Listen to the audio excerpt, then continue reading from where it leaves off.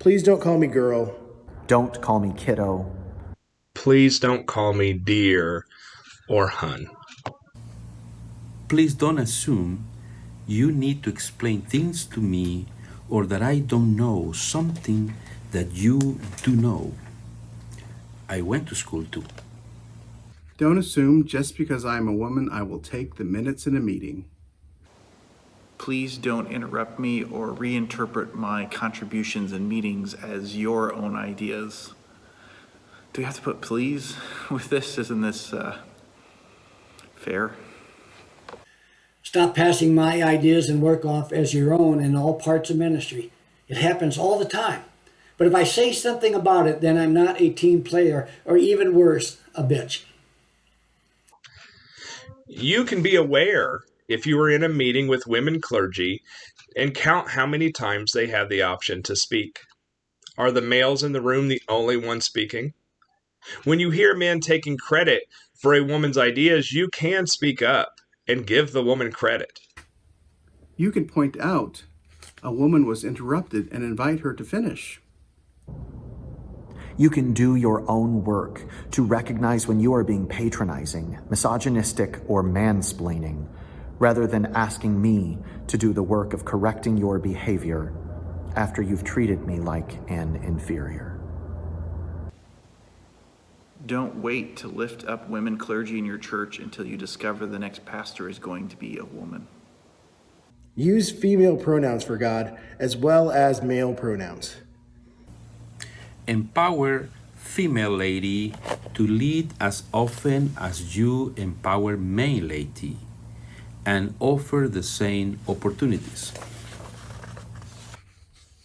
Preach about women in the Bible and not just on Mother's Day.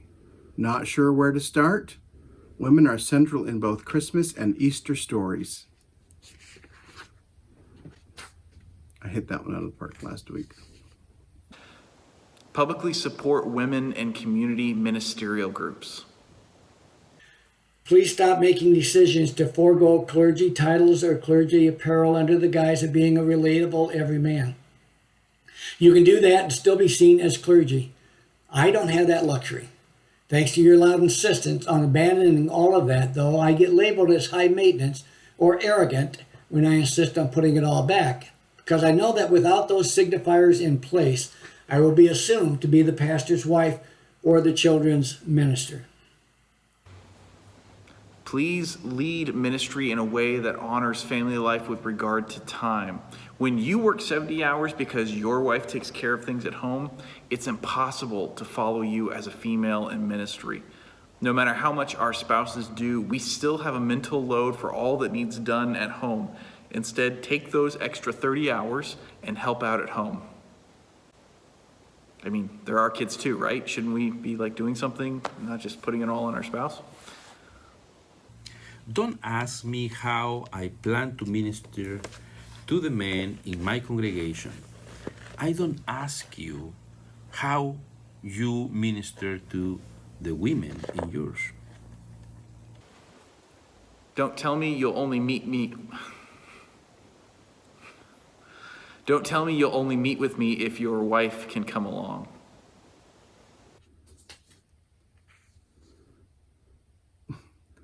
Don't try to hold my hand as we recess after the benediction at the end of the worship service. Seriously? Do people really do that? Do male pastors do that? That's deplorable. In fact, don't initiate any physical contact, even a side hug. I will initiate it when and if it's appropriate. Don't turn to your friends and say, "Wow, look at those legs." Ugh.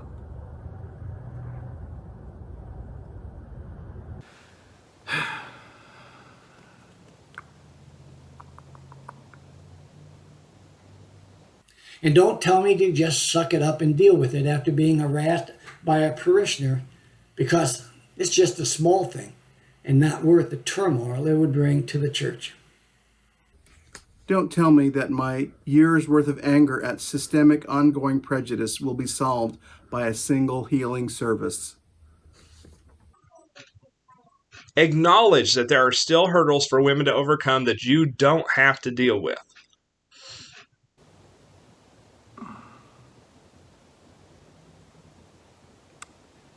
Stop saying that it is easier to be a woman than a man in our conference and that women are favored in the appointment process.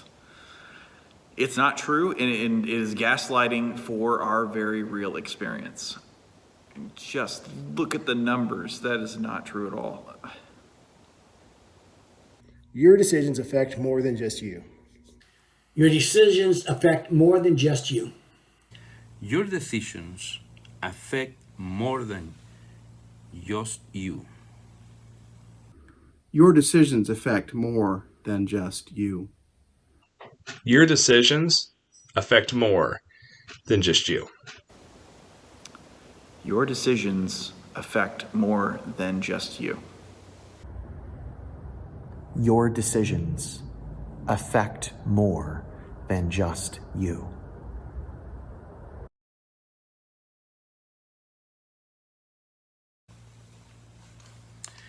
Hi, thank you for the invitation to be part of this effort to try to educate male clergy. I believe that this is an important issue, very important. It's always a good opportunity to learn more from the things that we just do sometimes in a way that we don't even see it, and that's probably one of the dangers of this, because it's just a cultural thing that we created, and it's so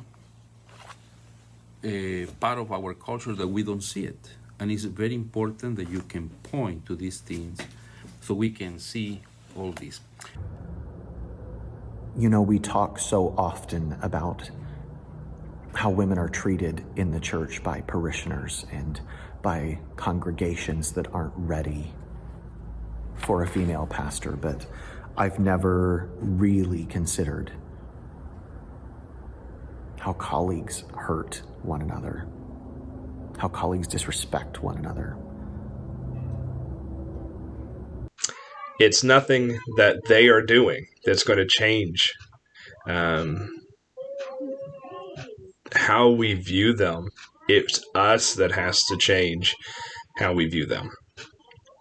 It's all of us as laity and clergy, as women and men, that are going to need to stand up and champion female clergy, whether it be elders, local pastors, deacons, nominate more administrative council presidents as, from the women in our churches, bring them into leadership more often.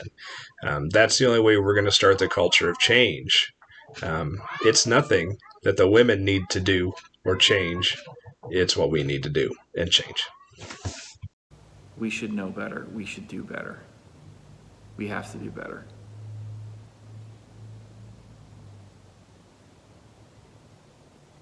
But as I read some of these questions again, it has made me rethink some of the decisions that I know I need to make.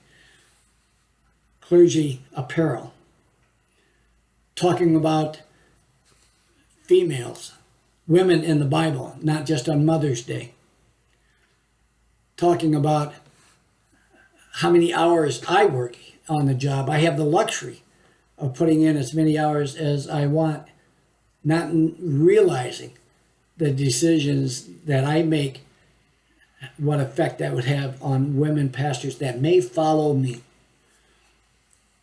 A lot of them are simple and easy to understand, but a lot of them have caused me to reflect again on how I treat women clergy associates and how I am going to make that something that I have to work on, not only for myself, but for my congregation as well. These were really hard to read, and they they brought me a sense of righteous anger. Well, I hope it's righteous anger, maybe self-righteous anger. But either way, I hurt, and I want to join this ongoing fight for equity in our conference. We got to do better. I can't imagine anyone commenting on my legs or taking credit for an idea that I had.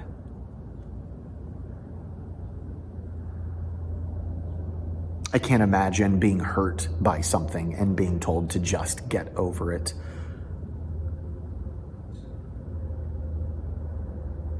I can't imagine being called boy or child or kiddo. We have to do better. If this is normal, then we need to change what normal is. Hope this helps. Hope we wake up and reflect and repent of the sin of sexism in our denomination and the ways that we fall short.